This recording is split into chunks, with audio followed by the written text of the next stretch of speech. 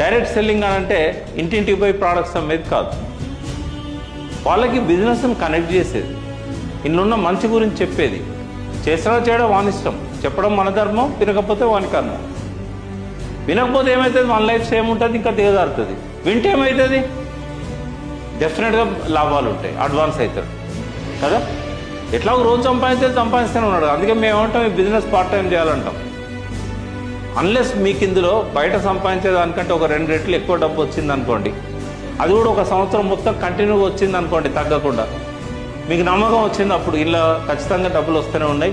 ఇక నేను ఆ జాబ్ చేయకపోయినా పర్వాలేదు. గవర్నమెంట్ జాబ్ అయితే లీవ్ పెడతారు, ప్రైవేట్ జాబ్ అయితే ఇక నేను ఇక్కడ 2 గంటలు కష్టపడితే నాకు నెలకు 1,00,000 వస్తున్నాయి, 50,000 వస్తున్నాయి. ఆడపోయి 20,000కి నేను ఎందుకు పని చేయాలి, ఆ టైం ఇక్కడనే పెడితే ఎక్కువ వస్తుంది కదా. మీ నమ్మకాన్ని బట్టి ఉంటుంది అది. కానీ స్టార్టింగ్లో ఎవరికైతే నెలకు 50,000 వచ్చేదాకా